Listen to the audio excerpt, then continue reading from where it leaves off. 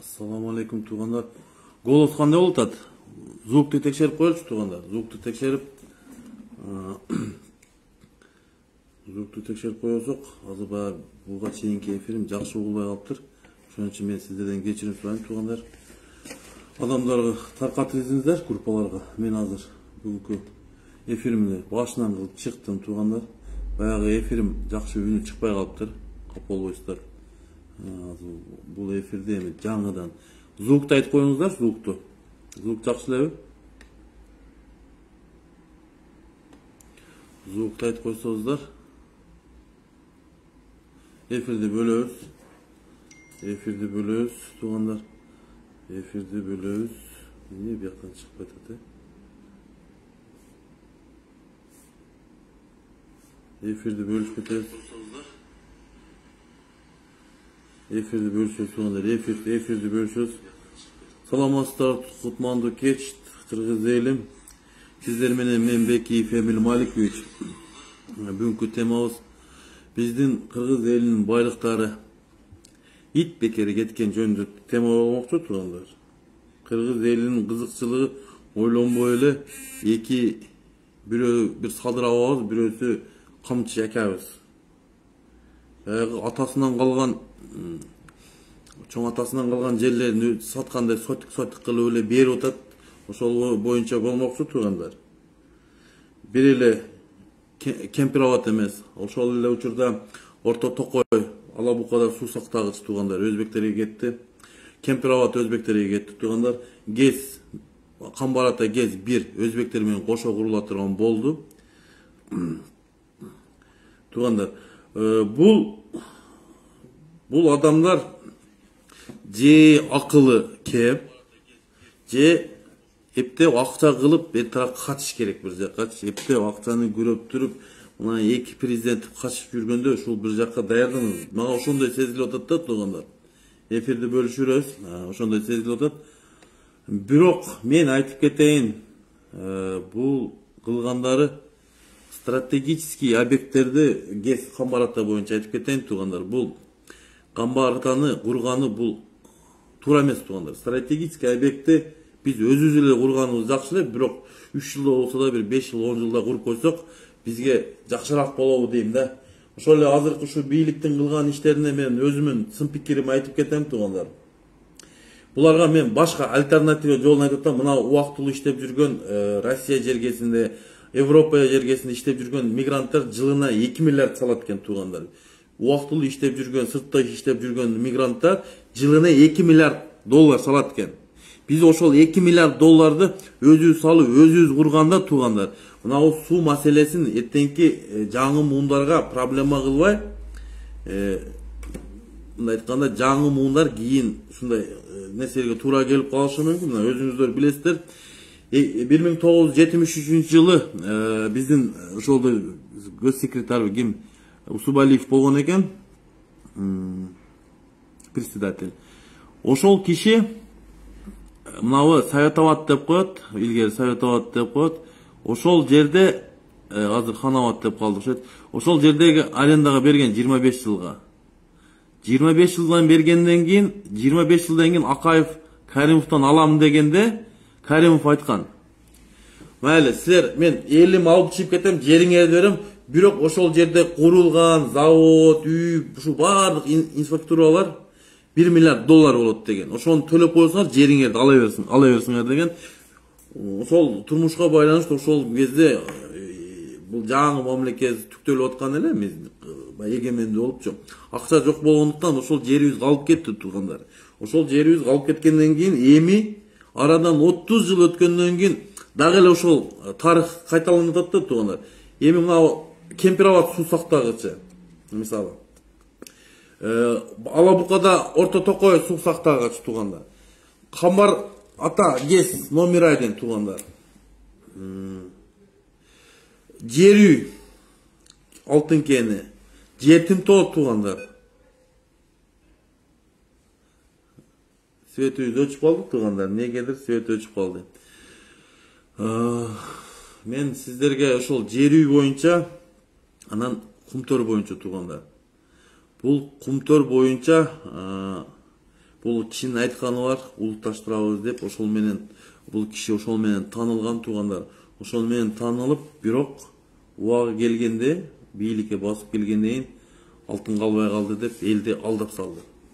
Андан кийин эле көп өтпөй туугандар, кече канча күн? Кече бир жума болуп калды окшойт. Депутат комиссиялар барып, ошо Кумтөр алтын кенине барып келишти. Ошол жерде 480 тонна алтын бар экен. Мусурунда бир 100 тонна алтын бар экен туугандар.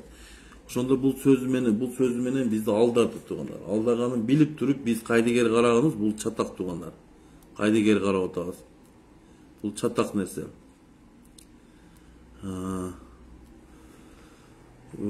Туугандар, дагы бир нерсе айткан, мына Кемпирабадтын жанында Сабай айыл өкмөтү бар, Ынтымак деген айыл бар туугандар. Ошол жерден 50 гектар жер берилип атты туугандар. 50 гектар жер. Эфирди бөлүшөбүз туугандар, эфирди бөлүшүп кетебиз. 50 гектар жерди 50 гектар жерди кандай жерлерди берген туугандар? Мына суулуу, бак дарагы бар туугандар. Сонун жерлерди берилди. Бул боюнча бизге мына Москва шаарында убактылуу иштеп жүргөн Ынтымак айылынын тургундары кайрылды. Ушул боюнча бир сөз кайтып койбойсузбу дегенден мен бүгүнкү эфирди ошол сыяктуу эле ошолордун атынан ошол Ынтымак айылындагы 40 гектар жер берилген боюнча айтып кетип атам. Ошол эле Кемпирабад боюнча Орто Токой суу сактагыч боюнча ГЭС Камбар ата ГЭС 1 боюнча, жер үй боюнча, жетим тоо боюнча, Кумтөр боюнча туугандар. Бардык жерде кыргыз элинин кызыкчылыгы ойлондурган жок. Ошол эле жер үй боюнча ошол Россиянын кызыкчылыгы ойлонду. Кемпирабад бул Өзбекстандын кызыкчылыгы ойлонду. Камбар ата ГЭС 1 Өзбекстандын кызыкчылыгы ойлонду. Орто Токой суу сактагыч Алабукада Өзбекстан элине кызыкчылыгын ойлонду. Кыргыз элине бир жакшы нерсе кызыкчылыгына ойлонбоптур туугандар. Ушул маселени биз кое туруп туугандар, жаңы келерки муундарга калтырып койсок, мындай акылдуу, илимдүү балдар келип ошол нерсени чечип алмак туугандар. Эми азыр булар 30 жылдан бери чечилбеген нерсени келип баштардын мындай аралаштырып берди да, мындай айтканда, аралаштырып берди. Эми ушул Ташиевке ким укук берди? Ушул граница боюнча ким укук берди? Мен мисалы бул Ташиевди тааныбайм бул кишини. Бул кишини тааныбайм биринчиден. Экинчиден бул киши ошол кызматка таттыктуу эмеспи? Ошону карап чыгыш керек. Бул адам да соттолуп чыккан адам, Ташиев дагы. Азыркы бийликте отургандардын бардыгы эле биринчи эмес, эки хоткадан отуруп чыккандар экен туугандар. Мына мисалы биринчи эле ошо Садыр Абазды айтып кетели. Bunun da 2 жолу oturgan sottuluğu var eken. Bu bizde jogorku sot öküm çıkargandı. Rayonun sotko jönöttür. Oşo rayonun sot bir түндө ошол 2 жолу соттогон өкүмдү жокко чыгарып салып атат. Актап коюп атат туганда. Кайсы практикада көрбөдүм мындай нерсеничи. Ошол эле учурда мына Текебаевдин уголовный делосы жүрүп, дагы эле чечилип 3 жыл 4 жыл болуп кетти. Бу жерде кош стандарт болуп атат да. Кош стандарт болуп атат туганда. Ошон үчүн кайдыгер карабай тугандар. Ушул эфирими бөлүшүп кетти. Кыргызстандын келечеги ойлондуран туран болсо тугандар. Кыргызстандын келечеги ойлондуран Орто Токой сууну сактап калалы тугандар. Кемпирабадты сактап калалы. Азырынча кеч эмес, сактап калсак болот. Камбар ата ГЭС биринчини сактап калсак болот тугандар. Эми жер үй берилип кетти. Бирок жетим тоону да сактап калсак болот. Кумтөр эми бул ошо боюнча өмүр бою ошол жерде иштейт. Эми канадалыктардын кызыкчылыгы үчүн иштейт. Анан кыргыздын кызыкчылыгы ойлондурган жок. Бул киши убагында айтып жүргөн Кумтөр улутташтырыш керек деп. Бийликке басып келгенден кийин ал нерсе автоматически жок болду. Алтын калбай калды дедиле. Кече депутаттардын комиссиясы барып 480 тонна алтын таап келишти запастан. Тугандарым, эми кайдыгер карап жүрсөк, мындай болуп кете берсе, эртең Оштун жарымын алдырабыз, Жалал Абадтын жарымын алдырабыз, Баткенди жарымын алдырып салабыз тугандар. Бул ушул кетиште кетип турган болсок, бул акмактар бардык нерсени сатып туруп, эртең акчаны кылат дагы, акчаны жыйнашып атат тугандар. Мен ошондой сезип атам, булардын ошо акча кылып атат тугандар. Ушул бир жака эле шашылып атат да бул туугандар. Ошону биз токтотуп калышыбыз керек. Токтотпосок туугандар, ушинтип Кемпирабадтай, Орто Токой суу сактагычы, ГЭС, Жетим Тоо ушинтип эле кетип калат, айтып коеюн. Анан эртең кеч болуп калат. Анан көрбөй калдык эле деп. Мына Ынтымак айылында, Сабай айыл өкмөтүндөгү Ынтымак айылында ошол жерден 50 гектар жер бериптир өзбектерге, Өзбекстан мамлекетине. Ошол жерди көрсөңүздөр суунун бою туугандар. Суунун бою бактарды эккен экен. Ошол жерде мал жандарын ошол жерде баккан экен. Анан ошону бул көпөстөр өзүбүздүн жерибизге өзүбүз алмаштырып атабыз. Ошол бере турган жери биз Усубалиев, мына Кыргызстан мамлекети союз малында Усубалиев 25 жылга арендага берген жерден эле, ошол жерден эле кайта биз өзүбүз мындай болуп атат да туугандар. Өзүбүздүн жерибизге өзүбүз эле алмаштырып атабыз да. Ошо кандай ушул деңгээлди кантип мен сиздерге жеткиздим ошону.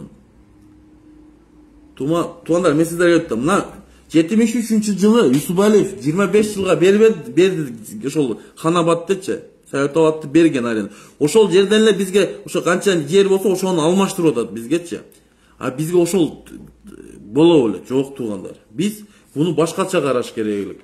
Бул азыр берип аткан жерлер, мына мисалы ошол эле суу сактагычы, Кемпирабад, Орто Той, бул Кыргыздын байлыгы туугандар. Бул суу, биз баягы суу жерди, суубузду бир чөлгө алмаштырып атабыз да.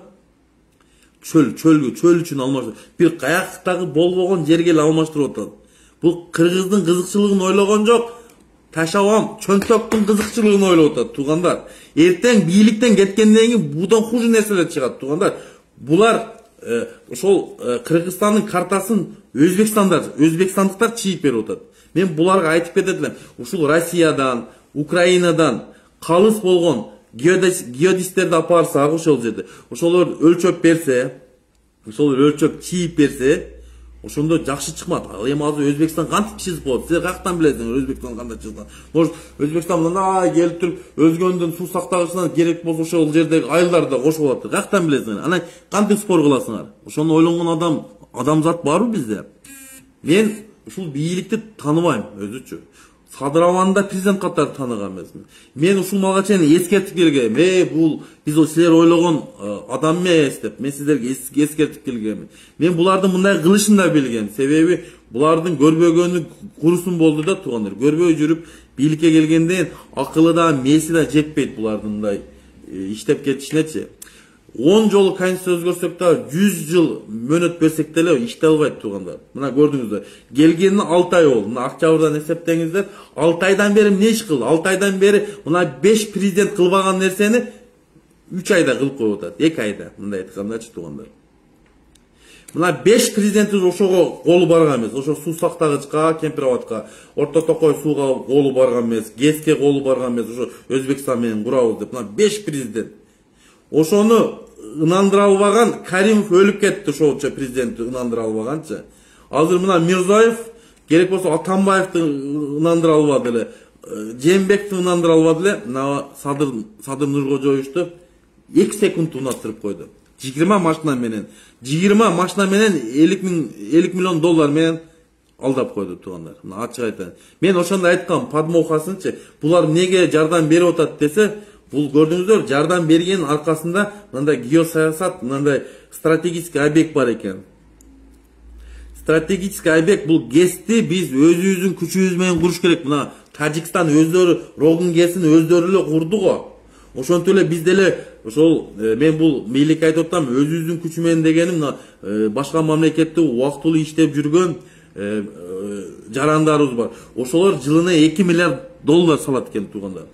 Ошону салсак бизге ошол жерден бир компания түзүп туруп, биздин акция кылып берсе туугандар, биз бир 2 жыл той өткөзбөй турсак, ошол кызыкчылык үчүн, ГЭСти куруп алыш үчүн 2 жылдан кийин той өткөзөрбүз туугандар. Ушул той топороңду токтотуп турсак, ГЭСибиз да курулат экен туугандар. Мен ошону чакырып кететилем, кайдыгер карабаган жарандарды, акыл эси жайында жарандарды чакырып кететилем. Бул акмактарчы, бул мындай кетиште Оштун жарымын, Жалал-Абадтын жарымын, Баткендин жарымын берип элгидей туугандар. Бул акмактардынчы. Бул акмактар геосаясаттын тамгасын түшүнөбү экен булар? Булардын кимин жанында отурган советниктери каякта жүрөт экен? Булардын түшүндүрө турган мен түшүнбөй атам туугандар ушуларгачы. Кандай бул кийинки жоопкерчилигин ойлонбойбу дейм да бул. Башка бийлик келсе карап чыгат да аны кайтачы. Кандай түшүнбөйт бул бийликчи? Бул убактылуу. Бул бийлик келет, эртең кетет, эл калат. Анан эртең өзүбүз эле кыйналабыз ошол жердечи. Ошол Кемпироватты мен азыр Өзбекстан президентине кайрылып кетет элем Мирзиёевгачы. Урматтуу Мирзиёев, мен сизге айтып кетейин. Азыркы мыйзамсыз бийлик менен келишим түзүп атабыз. Биз буну жокко чыгарабыз. Мен сизге аз эскертип коеюн. Кемпироватты биз керек болсо Кемпироват орто токой ошол эле ГЭС боюнча, ошол эле баягы Союз малында берилген Советоват боюнча бул вопрос көтөрүлөт туугандар кайтачы. Мен ошон үчүн айтайм, азыркы кылып аткан келишимдер жокко чыгат, мыйзамсыз. Сиз бул мыйзамсыз келишимге барбаңыз. Кийин айтып жүрөсүз ушул нерселерди. Мен сизге дагы эскертип кетем, Мирзиёев, Жолдош Мирзиёев. Бул келишимге барбаңыз. Сиз деле биз өзүбүз куруп алабыз. Сиздердин ошо Өзбекстан мамлекетинин акчасын өзүңүздөр эле иштетиңиздер, өзүңүздүн элиңизге эле жеткизиңиздер. Ошон үчүн туугандар, мен ушул группаларга бөлүшүп койсоңор, эми кайдыгер карап туугандар, кайдыгер карап жүрүп көп нерседен айрылабыз туугандар. Көп нерседен айрылабыз, анан кеч болуп калат. Кеч болгондон кийин башты кармап отуруп калабыз туугандар. Көзүбүздү ачалы туугандар. Көзүбүздү ачып, Алейкум ассалам, Улукбек Ахматов. Көзүбүздү ачалы туугандар. Кийин кеч болуп калгандан кийин туугандар, анан бул аркага кетпейт.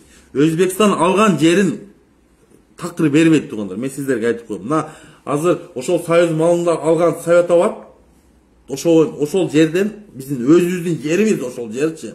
Ошол жерден алмаштырып атат 5000 гектар жерди, чынын айткандачы. Ошол суу сактагычтын объемун ошол жерде гектарды ошол алмаштырып атат. Өзүнүн жерин өзгө эле алмаштырат. Ошону кантип мен сиздерге жеткизейин деп мына жалпак тилде айтып атам туугандар. Ошол эле Ала Букада орто токой суу сактагычы ГЭС-1 камбараты. Биз өзүбүз эле куруп алабыз туугандар. Мен ушул кыргыз элин чакырып кетет элем.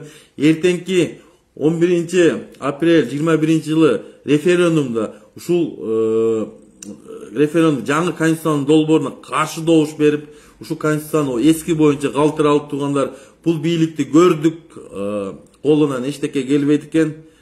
Биз бул чек ара маселеси, ушу стратегический объект ГЭС, ошол эле орто токой суу сактагычы, Жетим тоо, Кумтөр, ошол бардык жер үй, ошол эле Кемпироват, ошол маселелерди кийинки муундарга таштайлы.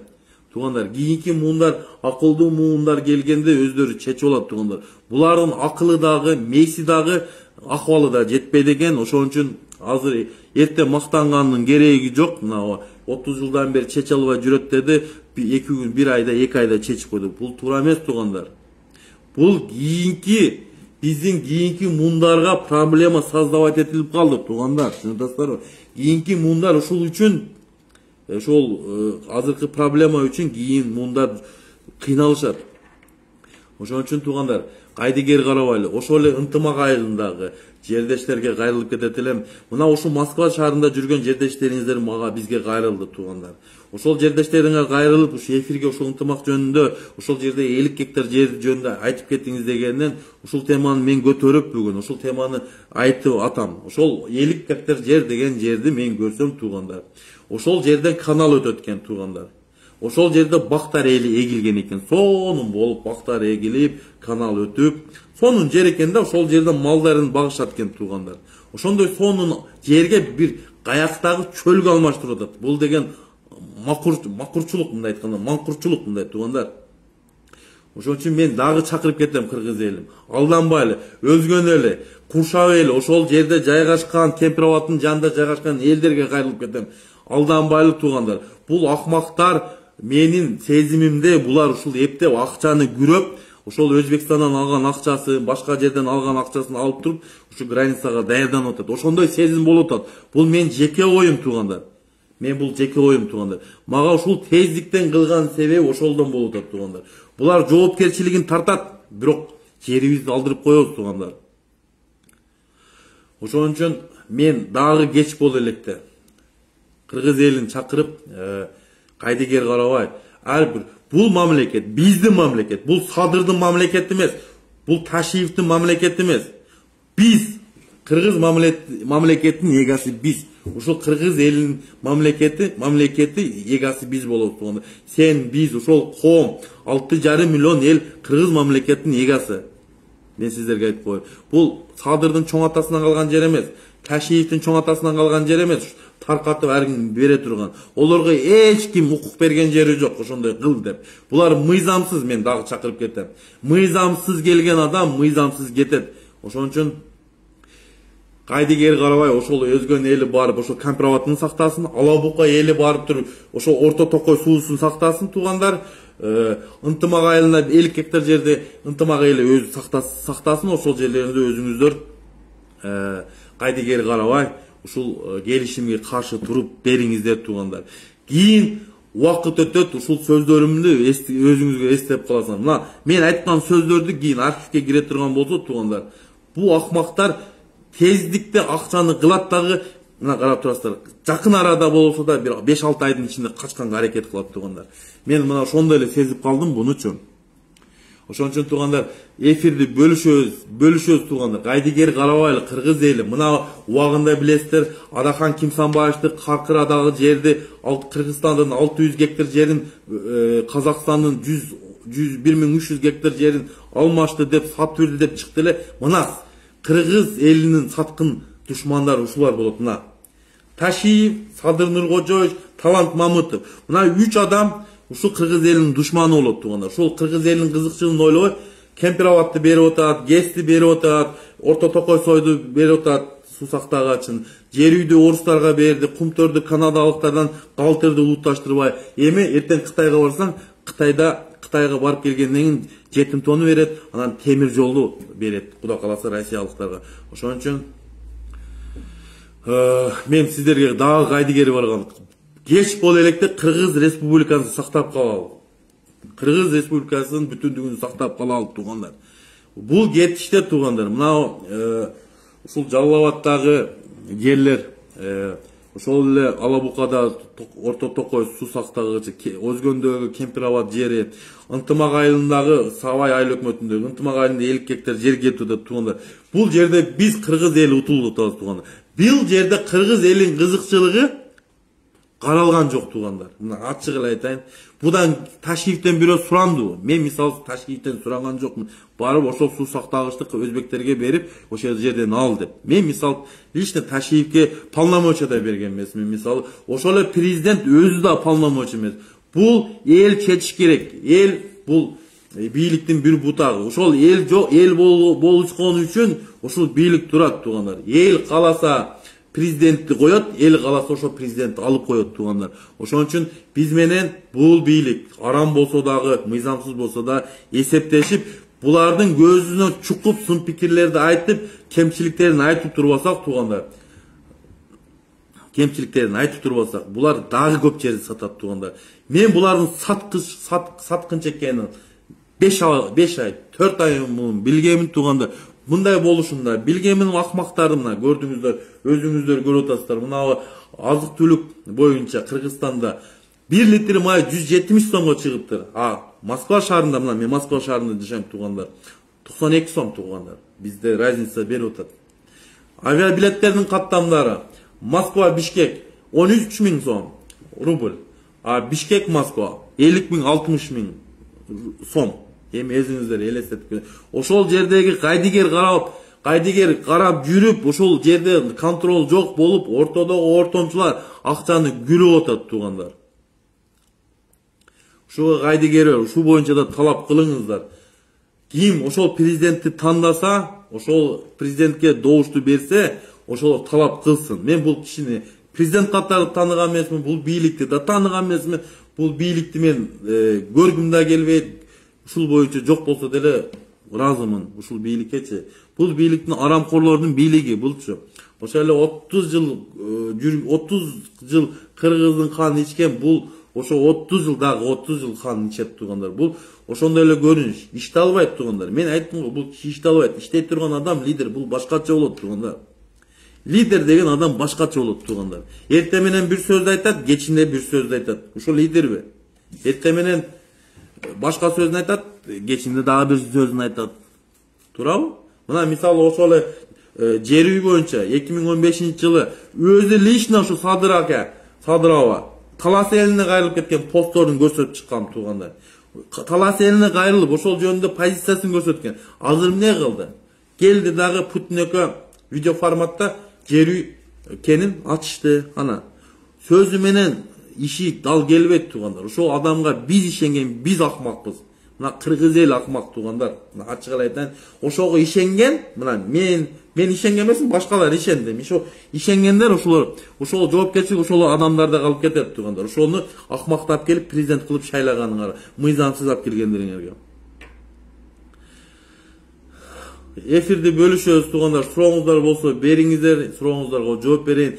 Кайдыгер карабайлы туугандар. Кайдыгер карап жүрүп ушул акыбалга келдик. Мына ГЭС кетти, Кемпирабад кетти, Орто Токой сактагычы кетти, Ынтымак айылында, Сабай айыл өкмөтүндө Ынтымак айылында ал жерде 50 гектар жер кетти. Дагы эмнени күтүп отурабыз? Эмнени күтөбүз? Мен түшүнбөйм. Ошону чыккан адам барбы? Чыгып бетин айтып, кече өзгөнүн элинде жолукпады беле? Ташиев келген. Ошол жерде кылган мамилеси, элген кылган мамилеси мага жаккан жок. Ташиевдинчи.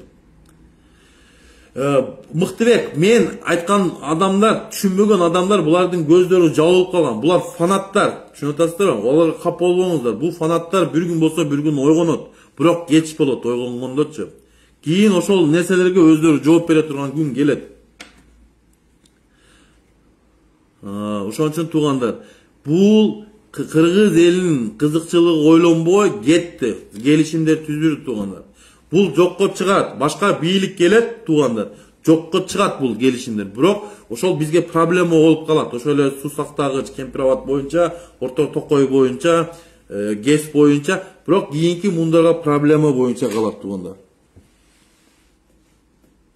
Эми өздөрүнүн шору, булардын өздөрүнүн шору эмес тууганым, Мыктыбек. Мына сенин менин шорум болуп туугандар. Себеби биз Кайдыгер карабай сын пикирибизди кемчиликтерин айтып атабыз, туурабы? Ошону уккан азаматтар укса жакшы, укпаса туугандар кийинки бизге орустар айтканда последствия очень плохо будет. Орустар айтканда последствия. Ошон үчүн туугандар эфирди бөлүшөбүз туугандар. Кайдыгер карабайбыз туугандар. Ошол Ынтымак айылында жашагандарга, ошол Сабай айыл өкмөтүндө туугандар, ошол жерге столба эктиргизбеңиздер. Ошол жерге столба койдуруп Өзбекстан тарттыргызбар. Бул келишим жокко чыгат. Кайсы бир күнү келет жокко чыгат туугандар. Мен айтып атам, мына 5-октябрдан биягы чыккан өкүм токтом баары жокко чыгат туугандар. Мен 30 жыл мурун, Айша эжеби кимсиз, мен 30 жыл мурун 7 жашта экенмин. 30 жыл мурун. Мына примерно. Ошон үчүн туугандар, Кайдыгер карабайлы туугандар. Кайдыгер карап жүрүп ушул акыбалга киргиздик. Ар бир кыргыз жаран өзүнө чынчыл болуп, акты ак деп, караны кара деп, калыс сөзүбүздү айталы туугандар. Калыс сөзүбүздү айтпасак, бензин басы 60-га чыккан. Анда дагы 60-га чыккача күтүп тургула туугандар анда. Биз талап кылбасак туугандар, булар көздү жумуп коет туугандар. Буларга только азыр доллар туугандар. Азыр булардын көзү только доллар туугандар. Өзбекстандан келген долларлар, Тажикстандан келген долларлар, Россиядан келген долларлар. Только көздөрү доллар болуп калган бул бийликтегилердин азырчы. Ошол эле Садырованыкы, ошол эле Ташиевдики. Экөөнүн айырмасы жок туугандар. Бул деле ошол акыбал, бул деле ошол акыбал туугандар. Бирок жоопкерчилиги булар сезбей атат. Өкөттөн ошол түрмөдө отуруп чыккан. Ошол жерге барышын сезбей атат. Ошол май басып калгандан көзүн ошондой сезбей калат экен да туугандар. Эми Таңсулуу колуңан эчтесе келбейт. Мен келбесе кийин акыретте айтам да. Мен колуман эчтеке келбейт эле, жок дегенде эфирде мен айттым кемчиликтерин. Мен элге түшүндүрүп кеттим дейм да. Мен айтып коем, жок деген акыретте жооп бере турган болгондо деле мен айтам да. Мен эфирден чыгып кемчиликтерин айтып, элди чакырып кеттим. Ушундай мыйзамсыз кылган иштерине биз туруктуу берип туруп, туура жолго баштайлы, ушул жолду көрсөтөлү деп айтам мен. Ошентипчи акыретте келет, куда калат. Акыретте да жооп беребиз. Ушул акмактар булар ойлоп атат, ушул 30 жылдан бери кыргыздын канын ичип, дагы ичип келип атат. Булар акыретте да жооп берет туугандар. Эми азыр аталары кетип, эми балдары келиптир. Азырчы мына кечеги шайлоодо, мына жергиликтүү шайлоодо туугандар, эми бөлтүрүктөр, мына күчүктөрү келиптир. Ошо күчүктөр мына мына партияларга добуш бербеңиздер, мен сиздерге айтам. Ынтымак партиясына туума. Бул райымдын партиясы, анан Ата журт Кыргызстан партиясы, бул ошо бийликтин партиясы туугандар. Ушул акмак партияларга вообще добуш бербеңиздер. Мен ошого чакырып кетем. Анан конституция боюнча туугандар, конституция боюнча каршы добуш беребиз. Биз ошо 2010-жылы алынган, 2011-жылы алынган ошо конституция боюнча эле иште ушу менен жашайып тура беребиз. Бакачы. Мен митингге чыкпайт, биз талап кылалы деп атат. Митинг эмес, бул талап кылабыз. Митинг юрунда бул талап кылыш керек.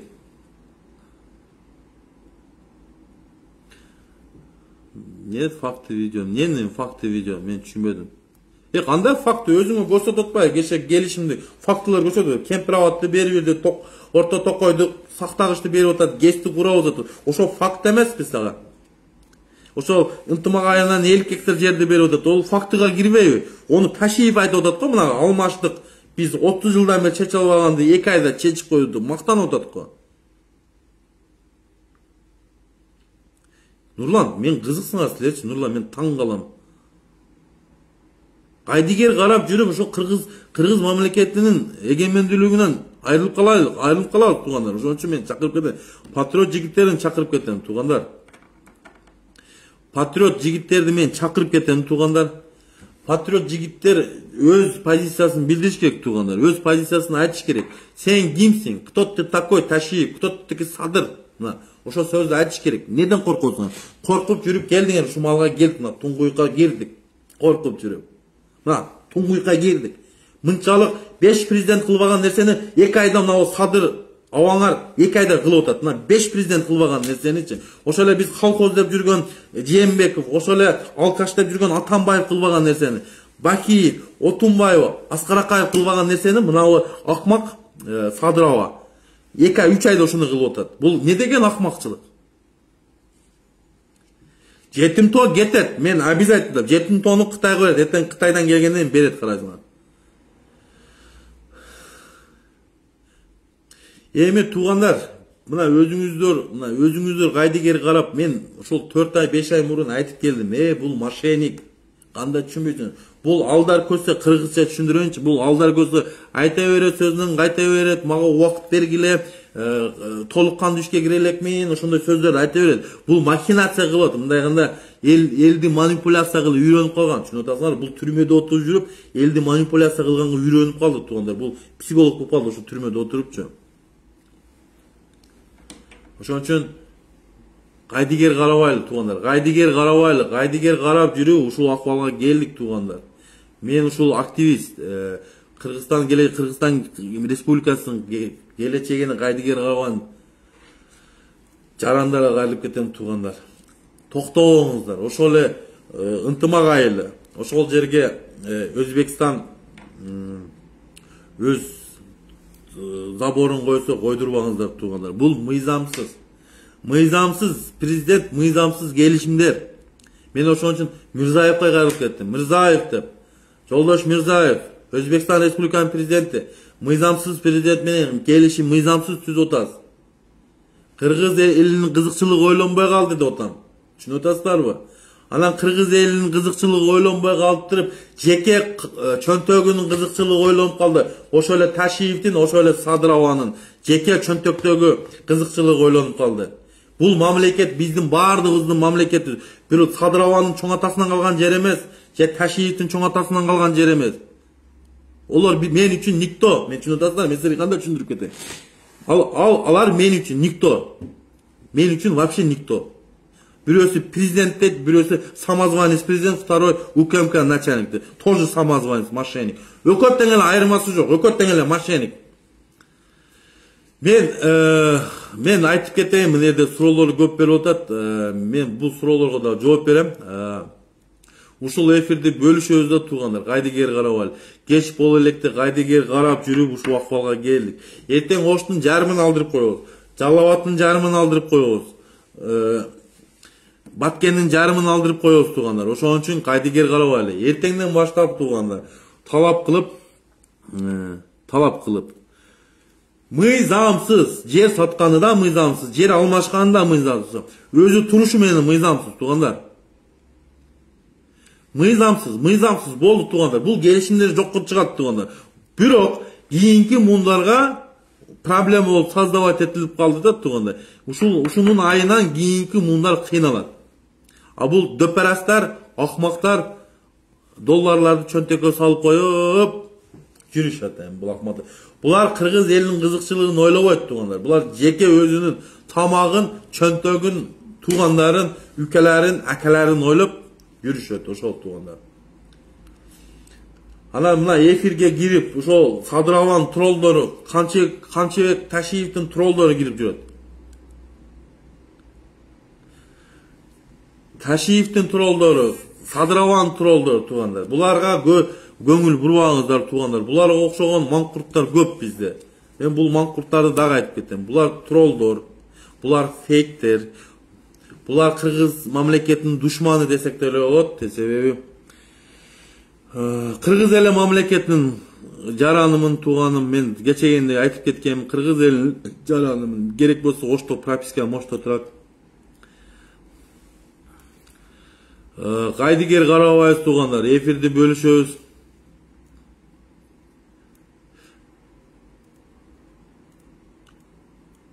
Мына Исаева Эрдияны деп, мына да фейк туугандар. Мына азыр сөгүнүп жазып кетиптир. Бул аял кишинин баягы акыл эси кемдиги. Бул Садыраван менен Ташиевди колдогонор баягындай зектер, преступниктер, ушундай баягындай Кудайдан жок ачкандар, өзүнө окшогондор да, жалаң элечи.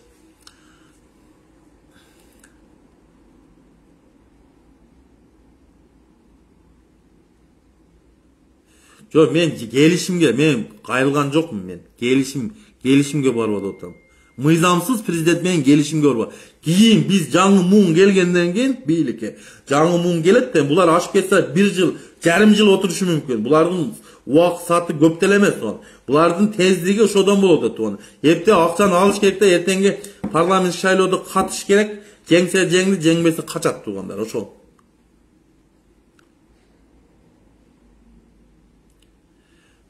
Булардын тездиги туугандар, азыр кылган мамилеси туугандар, мага ошондой көрүнүп атат. Булар акчаны кылып атат туугандар, акчаны күрүп атат. Ошол Өзбекстан, ошол Тажикстандан, ошол Россиядан, Кытайдан акчаны чөнтөккө уруп атат. Баягы кустурабыз деп баягы анча-мынча кош стандарт жасап туруп, Жумалиевке окшогондорду кустуруп, дагы башка Райым Миллионго окшогондорду кустуруп, акчаны кылат дагы. Чыз деп качат да булар. Мен ошондой сезип атам. Мага ошондой сезилип атат туугандар. Бул жеке менин оюм. Мен буларды силерге тааныбайм. Мен жеке оюм айтып атам мен силерге. Как будто булар ошондо акчаны күрөп туруп, эртең мына күзгө жакын ошол парламенттик шайлоо болбой калабы? Ошого жакын барып ошо качкысы келип калганбы деп атам да. Ошондой сезилип атат. Булар мындай кылбаш керек эле. Акылдуу, меси жайын адам мындай кылбайт да. Мына мисалы мен айтып атам.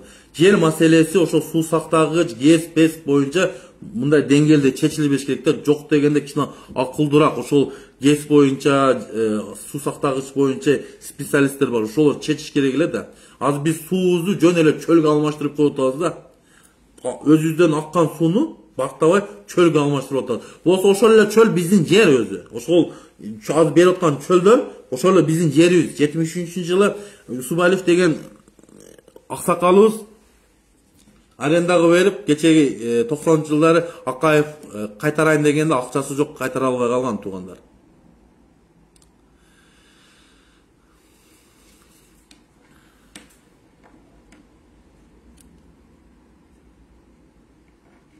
Буларга мен көңүлдө эле бурбайм. Мен айтып атпаймынбы? Булардын талапкери, мына мисалы мыйзамсыз өтүп кеткен президент талапкери мыйзамсыз да. Ошон үчүн булар түшүнбөйт эт. Мыйзамсыз деген сөз болгондон болду.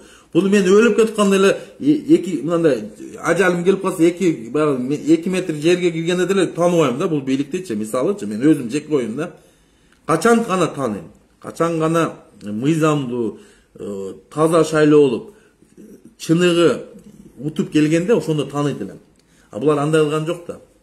Мисалы, менин оозуман ким ала алат? Мисалы, ошол Садыраваны зек дегенди. Эч ким айта албайт. Мен дей берем зек мисалы. Ким айта алат? Эч кимдин духу жетпейт. Мен айтам бирок. Садыр зек мына мен. Кимдин духу жетет? Ошо 6,5 миллиондун ичинен ошо бетине айткан адам барбы? Садыр зек деген. Жок. Себеби коркокпуз. Коркок эл болуп калдык тугандар. Сын пикирди айтыш керек. Сын пикир айтылып келет. Мына кетирген кемчиликтерди мен айтып келип атам. Мына санап берип атам, санап келип атам, санап келип атам. Мен Садыраваңа айтам мен, мына эфирди көрөт, мына айтам. Садырава сиз зексиз деп эле. Мына ол проблема эмес мен үчүнчү. Мен туугандар дагы айтып кетейин. Неге зекти? Себеби 2 жолу соттолгон адам туугандар. Түрмөдөн отуруп алып чыгып президент болгон, бул практикада болгон эмес да туугандар. Практикада болгон. Түрмөдө отуруп чыгып президент болду дегенчи.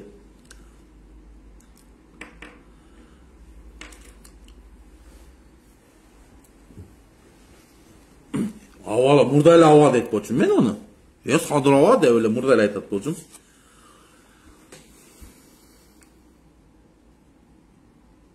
Не дейт? Туугандар, мындай айтып кетейин. Менин жашоом мисалы, мына бийликке барыш эмес. Бийликти барып, бийликке отуруш эмес менчи.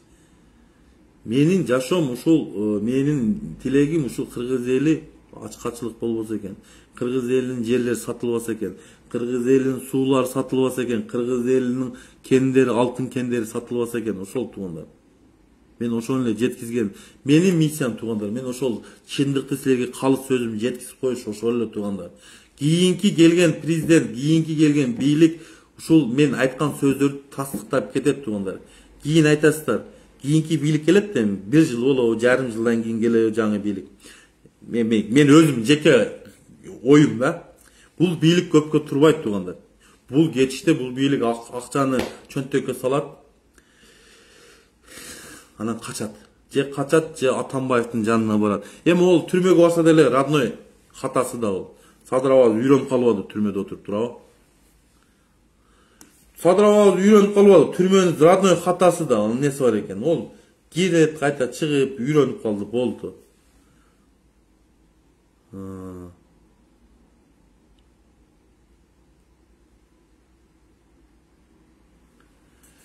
Менин ден соолугумду сурап кетиптир. Мен ден соолугум аттай эле, мындай ачык эле айтайын, жакшы эле ден соолук. Эми бул катачылык, стратегический объект dışı катачылыгы кеткен чатак болду да, мына баража. Мадумаровдун берген жерлери боюнча айтып кетейинчи, ошол Каркыра 600 гектар жерди Казакстанга 1300 гектар жерди алмаштырган туугандар. Ошону сынап сатты деп жүрдүң эле. Мына көзүңөрчү компроватты берип атат, орто токойду берип атат, сатып атат. Гести берип атат, сатып атат. Жер үйдү берди, кумтөрдү улутташтырып алды, жетим тон. Ошол нерсени неге айтпайсыңар? Ошону айтып чыккылачы кыйын болсо. Мына чыныгы жер саткан эл азаматтарга, мына Ташиев, Садыр Нуркожоевич, Талант Мамытов. Мына 3 жер саткыч туугандар.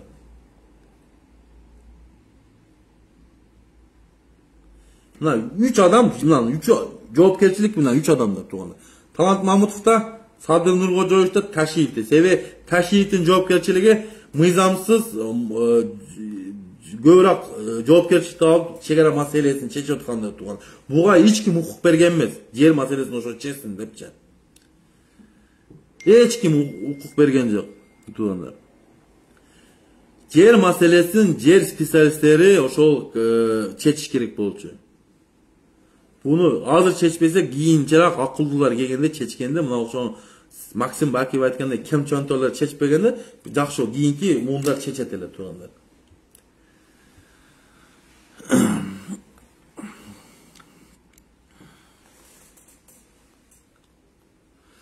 Туугандар, дагы бир нерсе айтып кетейин. Мына ынтымак айылы, Сабай айыл өкмөтүнүн ынтымак айылынын тургундарына кайрылып кетейин туугандар. Ал жерди мыйзамсыз берип атат туугандар. Силерден сураш керек эле. Мен ачык айтайын. Ошол жерден кыргыз элинен сураш керек. Ошол жерди берип атам, алмаштырып атам. Сага ким укук берди деген суроо бердиңерби? Берген жоксуңар. Бул референдумга чыктыбы? Чыккан жок. Бул мыйзамсыз туугандар. Элден сурабай туруп, жеке эки адам чечип коюп атат бунучу. Бул мыйзамсыз. Туугандар, эфирди бөлүшүп, сурооңуздар болсо бериңиздер, сурооңуздарга жооп берейин. Менин эң обидно нерсе туугандар, мына Орто Токой менен Кемпир Абад анан ГЭСти курган эң обидно болуп атат да. Анан жетим тоону Кытайга бергени, жер үйдү орустарга бергени,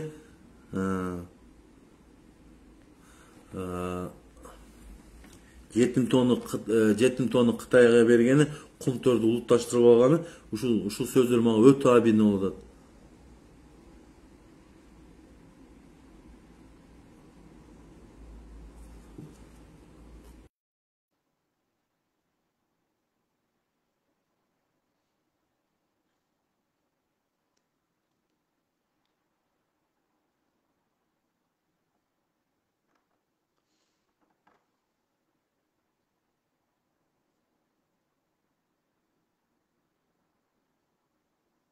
Чегара маселесин мен Ташиевке ишенбегендигин мен айтып атам. Себеби Ташиевдин деңгээли жетпейт чегара маселесин чечкенге. Себеби кече Өзгөн шаарына, Өзгөн районуна келип, эл менен жолуккан жердеги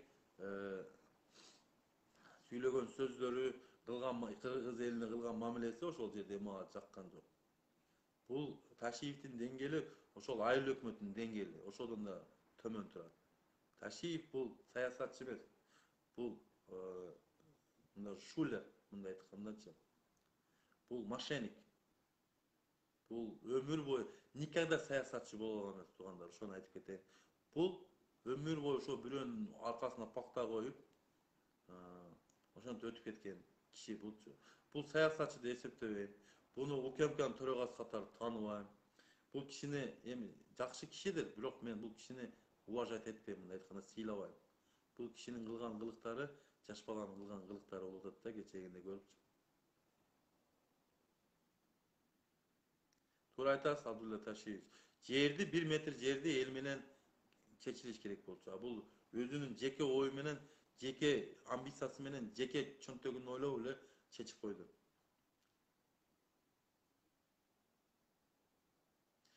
Эми туугандар, бул туңгуйукка кирген Ташиев менен Садыр Нуркожоевдун жоопкерчилиги туугандар. Мен ошону башында айткам. Мыйзамсыз, мыйзамсыз, мыйзамсыз. Булар түшүнгөн жок да мыйзамсыз деген нерсеничи. Булар мыйзамсыз деген мы тамгашын түшүнсө да майылы, түшүнбөйт да буларчы. Кийин жоопкерчилиги болгонун да түшүнбөйт туугандар. Мен айтып атпаймынбы, жаңы бийлик келгенден кийин мына 5-октябрдан болгон өкүм токтом баардык нерсе жокко чыгарылат. Азыркы бийликтин иштеп атканы да жокко чыгат. Ошол эле премьер-министр баарды жокко чыгат. Ошо кимге генерал берсе, ошо генерал берген званиясы деле аркага кайтат туугандар. Кыргыз элине кайтат. Мамлекетке кайтат. Ошол эле Жапикеевке генерал намын берди, ал да аркага кайтат. Ошол Ташиевке генерал намын берди, ал да аркага кайтат. Себеби булар кылган Россия кылган эрдигине берди. Жер Кемпир Абад менен Орто Токой сууну ГЭСти берген үчүнбү? Же эмнесине эрдигине берди? Ошон үчүн кайдыгер карабайлы туугандар. Кайдыгер карап жүрүп ушул малга келдик туугандар. Кайдыгер карап жүрүп, мына көрдүңүздөр. Мен айтып атам, ошо ынтымак деген айыл Сабай айыл өкмөтүнө. Ошол ынтымак деген айыл 90, ошол жерде канча эл бар экен билбедим. 90% Садыр Нуркожоевичке добуш берди. Мен айттым, 100% берип койгондо ынтымакты бир жолу айылын Өзбекстанга өткөзүп коймок экен дедим. Мен эми тамаша сөз айттым да, какшыктапчы. Мен таң калам, бир нерсеге таң калам.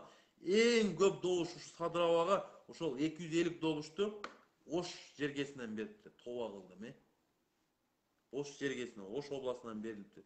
Ушунчалык жалганга ишенген калк экенбиз, ушунчалык мен түшүнбөйм. Ушул киши популист экени башында эле көрүнбөдү беле? Мен башында эле эскертип кетпедим беле? Бул киши турушу менен популист да, бул кишичи. Аферист, популист, мошенник, притом еще преступник, еще рецидивист. Бунун аты эле көп экен туугандар. Men түшүнбөйм. Мына азыр эфирибизде мына Нурлан Козиев, анан Жазы Тур дегендер жүрөт. Бул Садыраванын баягындай командасы туугандар. Фейковый командасы бар. Ошол баягы айт специалисттер чогулуп, ошол жерде өздөрү бир 40ка жакын адам отурат, бир 20 адам отурса керек. 40тан аккаунту бар. Ошентип ар аттары менен кирип, булар ошол интернетте бизге окшогон активисттерге чабуул жасашат. Көбүчө. Булардын иши ошол туугандар. Булар айына жок дегенде $15,000 айлык алышат. Мен сиздерге ошол маалыматты таркатып коеюн дедим да бир жолучу. Бул акмактар ошол Садыраванын личный счетунан акча айлык алышат туугандар. Ошол баягы Айгүл деген эжебиз бар, Садыравабыздын аягы, ошол башкарат туугандар. Анан баягы бир Талант деген бир брачка бар эле, Өзгөн шаарынан азыр ошол Садыраванын жанында жүрөт. Ошол бала башкарып, ошоларды регулировка кылып жүрөт. Баягы бир блогер бар, Талант бир нерсе деген эсимден чыгып атат.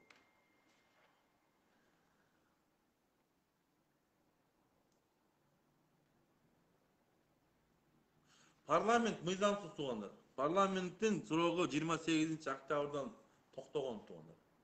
Булар булардын милдетти иштеп атканы азыр мыйзамсыз туугандар. Биз бир эле нерсе болот туугандар. Убагы сааты келгенде, башка бийлик келсе, ушул бир жыл 28-октябрдан биягына алган айлыктар барго, мамлекетке кайтарышыбыз керек. Ошол. Анан жоопкерчилик боюнча азыркы референдумду долбоорун өткөзүү үчүн жоопкерчиликке тартсак болот буларды. Булардын арасынан бир 20-15 адам бир адекватный, мындай айтканда, акыл эси жайында депутаттар бар тууганда. А калганы жалаң эле баягы олигарх, полигарх, пактагор, сактагорлордун ошол калганы көп эле ошолор туугандар. Мына өзүңүздөр көрдүңүздөр, эмнеге Райым Миллондун Мекеним Кыргызстан деген партиясы бар эле, өзүңүздөр билесиздер. Ошол жерде Мирлан Бакиров деген жетектеди эле. Ошол Ошол киши азыр бир жерге барып директор болуп калды деп атат. Баягы мүлк боюнча да, мүлк боюнча. Эми элестетсеңер, ошол Мекеним Кыргызстан, Мекеним Кыргызстан менен биримдиктин Кыргызстан партиясынын айынан мына шайлоонун элдерди сатып алганы үчүн шайлоодо, парламент шайлоодо ошол 5-октябрда болгон түнү окуя ушулардын айынан болгон, туурабы? Анан эми биз эмне менен күрөшөбүз, мен түшүнбөдүм.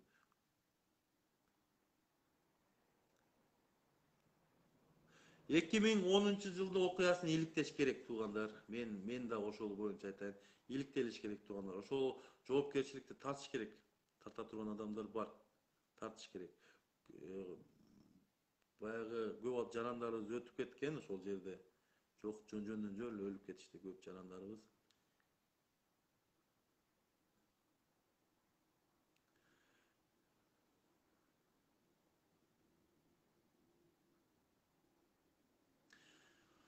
Туугандар, кайдыгер карабайлы туугандар. Мен ушул сөзүмдү аяктайын туугандар. Ушул эфиримди аяктап кетип, мен ушул эфиримди аяктап кетип, ушул кыргыз элине аманчылык, арзанчылык, ушул кыргыз элибиз кыйналбаса экен.